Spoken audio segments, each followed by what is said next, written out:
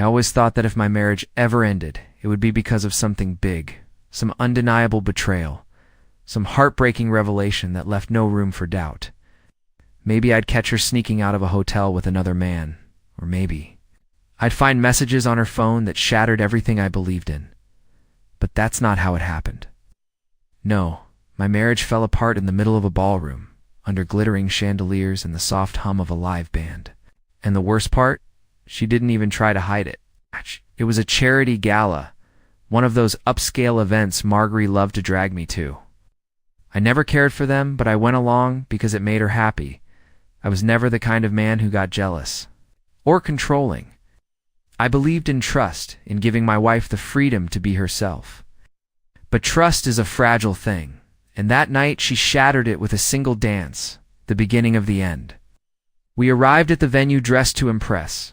Marguerite looked stunning, as always, in a dark green dress that clung to her curves in all the right places. She always had a way of standing out in a crowd, drawing eyes without even trying. I used to love that about her. She held my hand as we walked in, smiling at familiar faces, laughing at jokes from people I barely knew. Everything seemed normal, just another night of socializing, playing the role of the supportive husband while she thrived in the spotlight. Then he arrived. I didn't recognize him at first, a tall, confident man in a tailored suit moving through the room like he belonged. The way Marguerite's eyes lit up when she saw him made my stomach tighten. It was subtle, just a flicker of excitement, but I noticed. She excused herself before I could ask anything. The next thing I knew, she was in his arms, swaying to the music. As if nothing else in the world existed, as if I didn't exist. A moment that lasted forever. I stood there, frozen, watching my wife melt into another man's touch. It wasn't just a dance. It was the way she moved with him, the way their bodies fit together so naturally, the way she looked up at him with a soft, playful smile, the same smile she used to give me. The music slowed, and so did my heartbeat. My hands clenched into fists, not in anger, but in something worse. Realization. This wasn't new. This wasn't innocent. This wasn't just a dance. People around me continued chatting, laughing, enjoying their evening, completely oblivious to the storm raging inside me. I felt like a ghost, like I had already disappeared from her world, and she hadn't even noticed. That was the moment it hit me. She had already let go of me. She just hadn't bothered to tell me yet. The decision that changed everything I could have confronted her right then and there. I could have marched onto the dance floor, pulled her away, demanded answers. But what good would that have done? She had already made her choice, whether she realized it or not. So instead, I made mine. Turned around and walked away. Not just from the dance, not just from the party, but from her. And she had no idea just how much she was going to regret it. I walked out of that ballroom with my head held high. But inside, my entire world was collapsing. Every step I took away from that dance floor felt like a piece of my life breaking off and falling behind me. I didn't stop to check if she noticed. I didn't wait to see if she'd come after me. I already knew she wouldn't. Not yet. Looked at me strangely when I handed him my ticket. Maybe he sensed something was off. Maybe he saw the tension in my jaw, the way my hands clenched just a little too tightly. Or maybe I was just imagining things because my mind was spinning so fast, trying to process what had just happened. By the time my car pulled up, I had already made my decision. I wasn't going to go home. Home wasn't home anymore. Not with her in it, so I drove not aimlessly, not in a blind rage, but with a sharp, focused determination. I needed clarity, needed to think without the suffocating presence of her betrayal clouding my judgment. I found myself at a late-night diner on the outskirts of town, the kind of place with cracked leather booths and a waitress who looked like she'd seen it all. I slid into a booth, ordered a coffee I didn't really want, and just sat there staring at the swirling steam as if it held the answers I needed. How long had this been going on? How long had I been the fool standing in the background while she played out some fantasy right in front of me? The thought made my stomach churn. It wasn't just the dance. It wasn't just the way she looked at him. It was the way she didn't look at me, the way she hadn't looked at me in months. Had I really been so blind? I thought back to the little things, the late nights at work that never used to happen, the sudden interest in her appearance, the way her phone never left her side anymore. The puzzle pieces were all there, scattered in front of me, but I had been too trusting to put them together. I took a deep breath, trying to calm the rage bubbling inside me. I wasn't the kind of man who lost control, but I also wasn't the kind of man who let himself be walked all over. I pulled out my phone, my fingers hovering over her name. I could call her. I could demand answers. But what would she say? Some weak excuse. Some half-hearted lie. No, I wasn't going to give her that chance. Instead, I scrolled down past the calls and messages until I reached a contact I hadn't used in years. Nathan, my oldest friend, the one person who had always told me the truth, even when I didn't. Want to hear it? I hit the call button. He picked up on the second ring. Elliot, man, it's been a while. What's going on?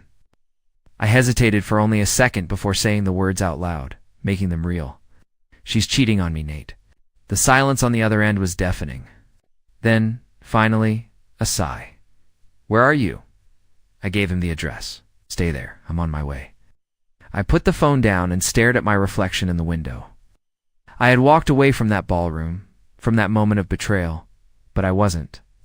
Not yet. This wasn't just about leaving. This was about making sure she understood exactly what she had lost. Nathan showed up 20 minutes later, his truck pulling into the diner's near-empty parking lot. He walked in with the same confident stride he'd always had, scanning the room until he spotted me. His face was unreadable as he slid into the booth across from me, waving down the waitress for a coffee. Everything, he said, his voice calm but firm. I took a deep breath, gripping the ceramic cup in front of me like it was the only thing holding me together. We were at that charity gala, Marguerite said. Everything seemed normal at first, but then this guy showed up. Shook my head, jaw tightening. I don't even know who he was, but the way she looked at him, Nate, like I wasn't even there. He didn't interrupt. He just sat there listening as I told him about the dance, about how she melted into this guy's arms like she belonged there.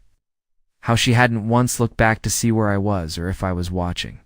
How long do you think it's been going on? He finally asked. I exhaled sharply. That's the part that's killing me. I don't know, but the signs were there, weren't they? Just didn't want to see them. Nathan leaned forward, his expression dark. You don't need to know how long. What matters is what you're going to do about it. And that was the question, wasn't it?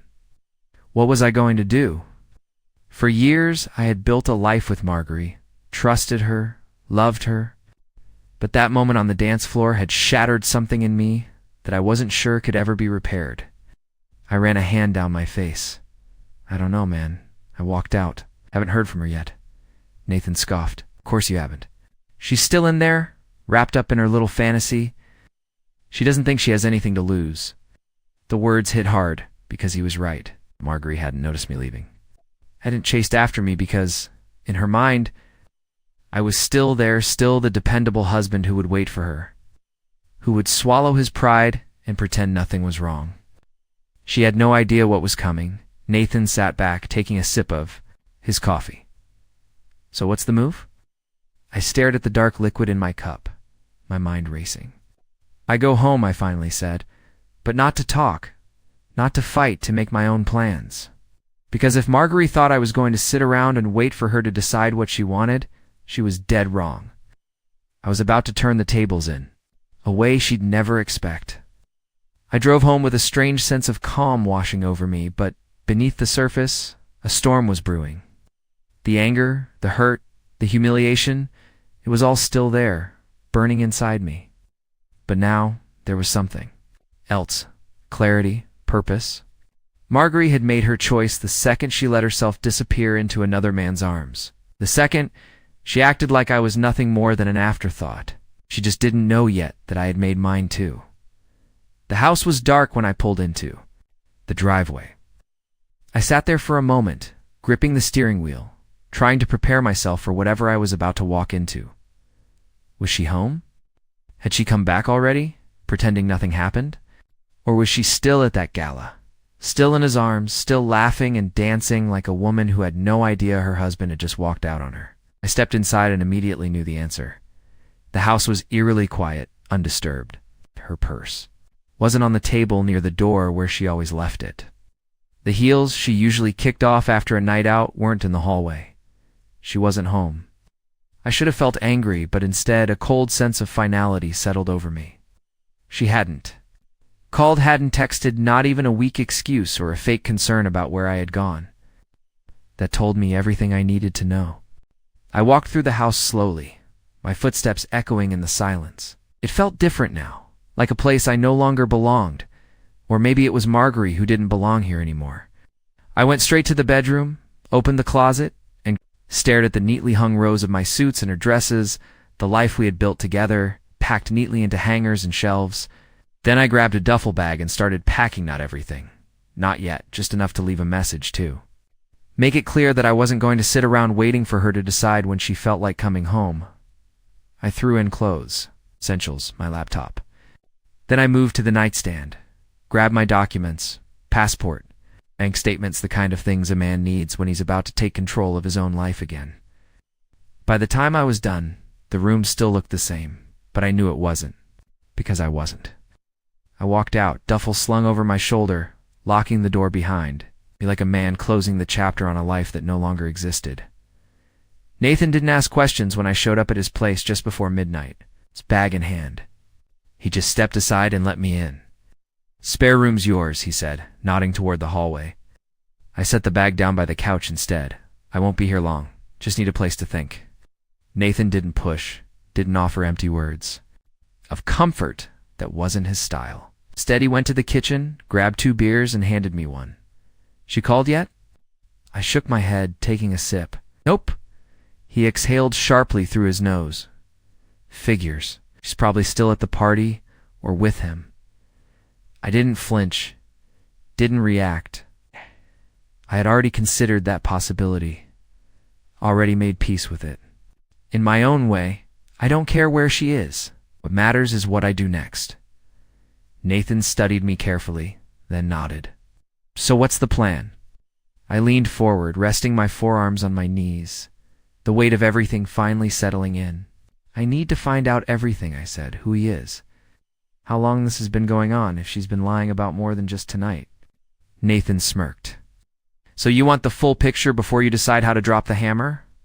I let out a short, humorless laugh. Something like that, because I wasn't just going to confront her. I was going to make sure she had nowhere to hide when I did. Morning came too quickly, but I hadn't slept anyway.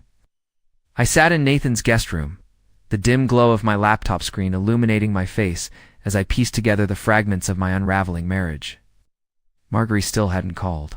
No messages, no sign that she had even realized I was gone. That told me everything. Nathan knocked lightly before pushing the door open, a mug of coffee in one hand. He took one look at my face and shook his head. "You didn't sleep? No time for that." I took the coffee, nodding in thanks, then turned the laptop toward him. "Look at this."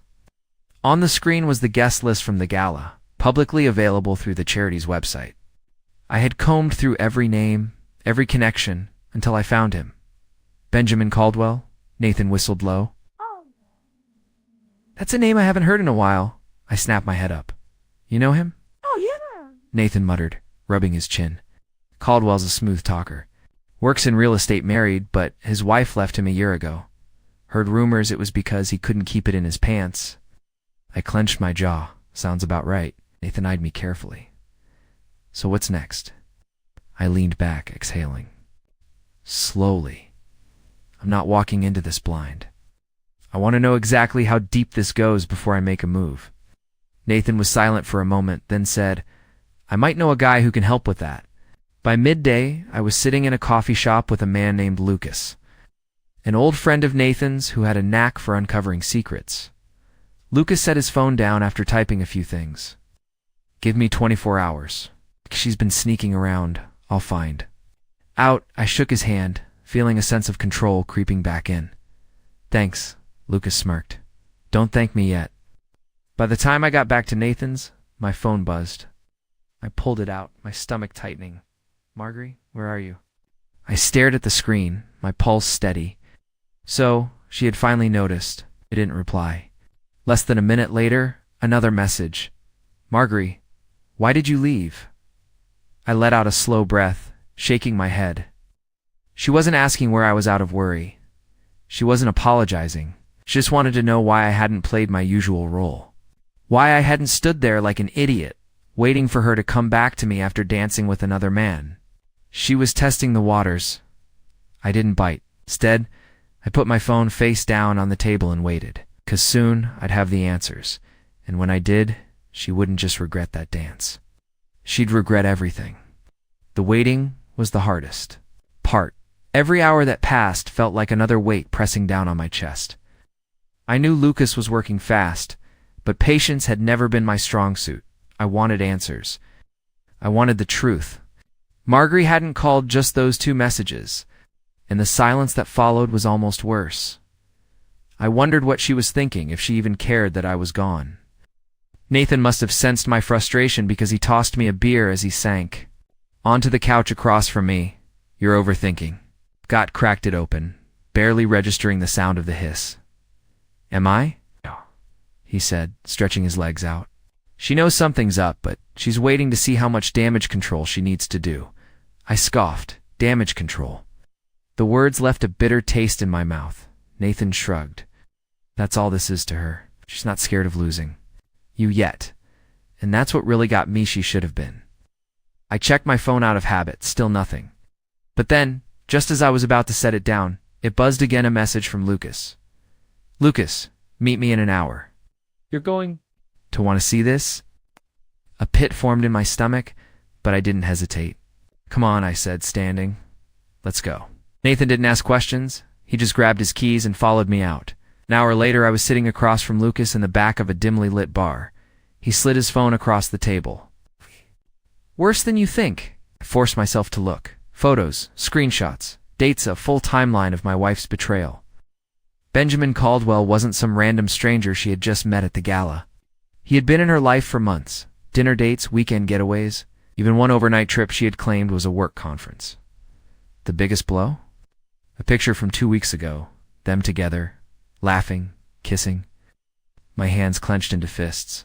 "She's been lying to you for a long time," Lucas said, voice calm but firm. I let out a slow breath, forcing myself to stay in control.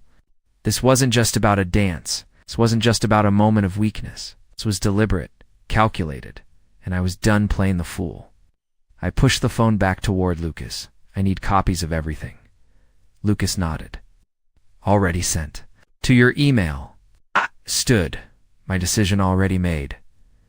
Nathan watched me carefully. "What's the move?" I met his gaze, my voice steady. She wanted to dance with him like I didn't exist. I let out a short, humorless laugh. "Fine, let's see how she likes it when I finally disappear." I sat in the passenger seat of Nathan's truck, the weight of the truth pressing down on me like a boulder. The images Lucas had shown me were burned into my brain.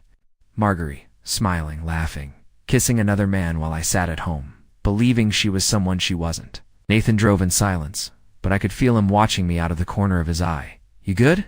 I exhaled slowly, staring out the window. Yeah, it was a lie. I wasn't good. I wasn't even close, but I knew what I had to do. I pulled up to Nathan's house, and I didn't waste any time. I walked inside, grabbed my laptop, and pulled up my email. Lucas had already sent the files, photos, dates, locations, a full, undeniable record of my wife's betrayal. And now it was time to decide how to use it. Nathan leaned against the counter, watching me. "So what's the plan?" I clicked through the images, feeling my jaw tighten with every one.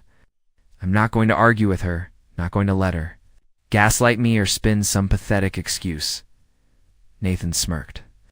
"So you're going for the silent treatment?" I shook my head. "I'm going to let her bury herself." Nathan raised an eyebrow. "How?" I tapped my fingers against the table, my mind racing. She still hasn't called. Just those 2 texts. That means she's testing the waters, trying to figure out what I know. Nathan nodded. She's waiting for you to come crawling back. Business as usual." "Exactly," I muttered. "So I'm going to let her think she's still in control." Nathan grinned. "I like where this is going." I picked up my phone and finally typed a response. "We need to talk." A few minutes later, she responded, "Marguerite, are you okay?" "Yeah." "You just left without saying anything." There it was, no apology, No concern about what I might have seen or what I might be thinking.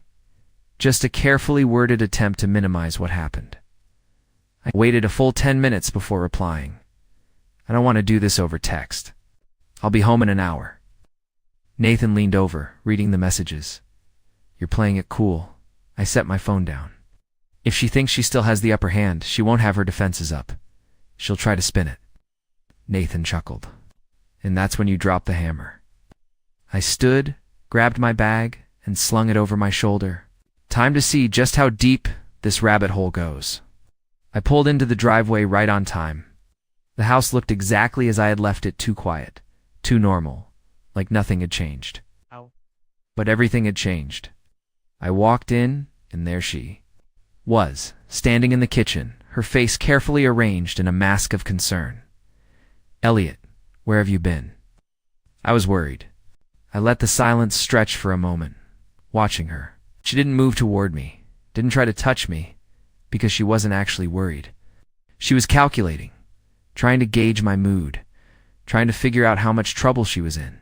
I set my bag down by the door and crossed my arms. I was out. Thinking, she frowned. You just disappeared. I didn't know what to think. I tilted my head. Did you even try to call me?